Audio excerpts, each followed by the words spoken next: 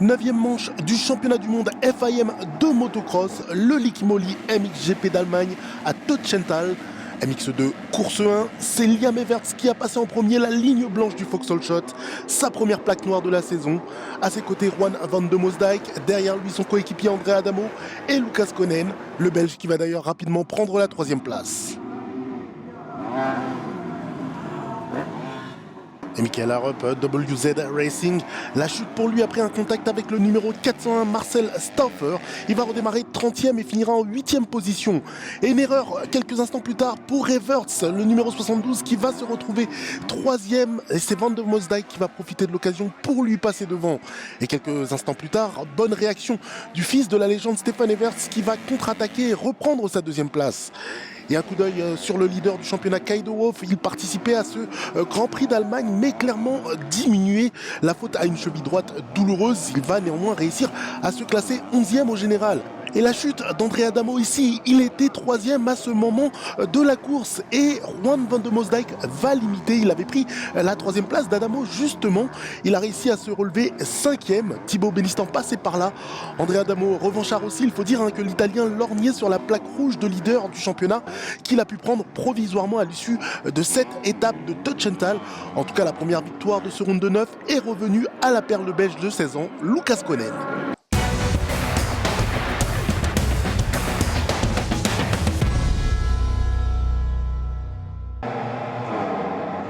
MX2, course 2, et c'est Liam Everts, tout aussi étincelant que lors de la course précédente, qui va ravir le 2e Vauxhall-Schott. Et le Belge leader, mais pas pour longtemps, puisque son compatriote Lucas Konen va rapidement le dépasser.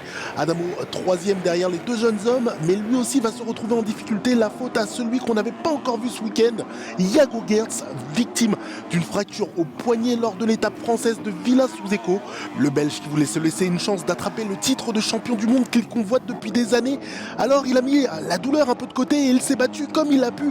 Il a terminé 7e de la course et 9e au général.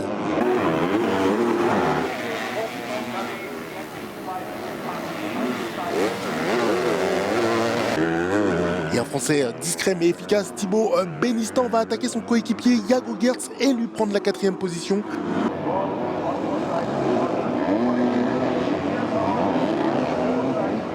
Et puis la colère de Lucas Konen, fou de rage après ce problème technique sur sa moto. On voit toute sa frustration là, on le rappelle, il était en tête de la course. Et pendant ce temps, Jan Pančar au combat avec Isaac Gifting pour gagner quelques places. Le Slovène va terminer 6e devant Jago Geerts. Et Kaido Wolf, lui, sera 10e après cette chute.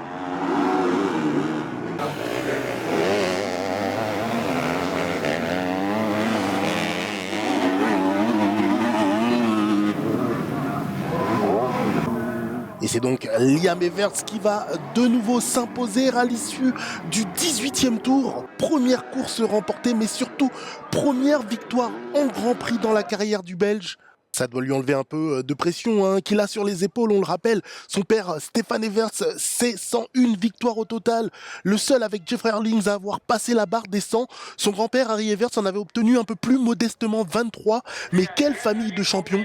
On en oublierait presque qu'André Adamo aura atteint son objectif du week-end en prenant la plaque rouge pour la 2e fois de la saison. 13 points le séparent de Thibaut Bellistan, 2e, De Wolf est 3e. Et Liam Everts qui revient sur cette victoire ô combien difficile avec 8 dernières minutes extrêmement longues. Il a tenté de conserver sa fluidité et son rythme tout en comptant le nombre de tours restants et ça a plutôt bien fonctionné pour lui. Le travail a porté ses fruits.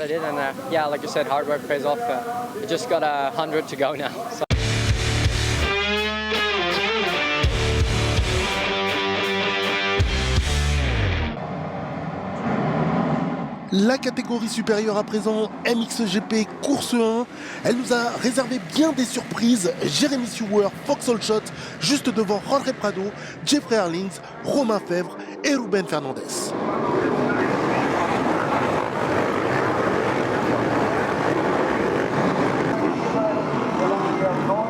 Et dans le 2e tour, Fèvre à l'extérieur face à Fernandez pour prendre la 4e position qu'il venait de perdre. Mais ensuite, le Français va chuter. Il va se relever à la 8e place. Et Jeffrey Herlings, offensif, comme à son habitude, le voici à l'attaque sur Jorge Prado au 5e tour pour prendre la 2e place. Et ici, Albiforato, il a percuté Ruben Fernandez dans le dos. Il était 5e mais va perdre une place sous la pression de Glenn Coldenhoff. Et on revient à Jeffrey Herlings, encore une attaque à l'extérieur pour deux boulettes qui va prendre le dessus sur Jeremy Seewer au 12e tour. Et la place de leader pour Jeffrey Herlings à cet instant de la course. Et Jorge Prado qui va lui aussi saisir sa chance quelques tours plus tard et dépasser Seewer pour la 2e place. Mais c'est l'inattendu qui va se produire. Jeffrey Herlings semblait filer tout droit vers une nouvelle victoire.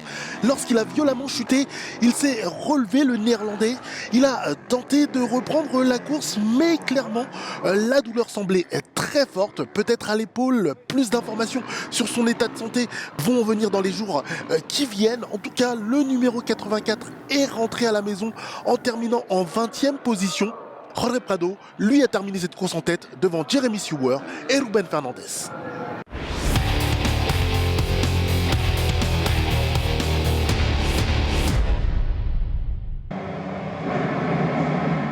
MXGP, course 2, très bon départ de Jorge Prado, mais c'est un autre Monster Energy Yamaha qui va prendre le Foxhole Shot, Glenn Coldenhoff, pour la 2e fois de la saison. Et Jeremy Seewer qui va commettre une erreur dans ce virage. Alberto Forato qui va le suivre au sol. Alessandro Lupino également. C'est Valentin Guyot qui va se retrouver lui aussi à terre. Le Suisse s'est relevé 24e. Il est revenu à la 13e place au final. Et les chutes s'enchaînent. C'est le Français Romain Fèvre qui sera le prochain. Il était 3e et va repartir en 5e position derrière son coéquipier Mitch Evans. Mais le pilote Kawasaki ne va pas en rester là. Il va se battre pour reconquérir sa place initiale et va l'obtenir au 8e tour aux dépens d'un Ruben Fernandez moins offensif qu'à l'accoutumée. Et après son crash, Jeremy Seewer va sonner la charge. Après ce dépassement sur Mitch Evans, il va retrouver le top 5. Et en tête de course au 16e tour, une erreur de Glenn Coldenhoff va profiter à Jorge Prado, l'Espagnol tout heureux de prendre la première place. Et en toute fin de course, une erreur de Fernandez ne va pas profiter à Jeremy Seewer pour prendre la 4e place. Ruben Fernandez qui va rester au pied du podium derrière Romain Fèvre, Glenn Coldenhoff et Jorge Prado.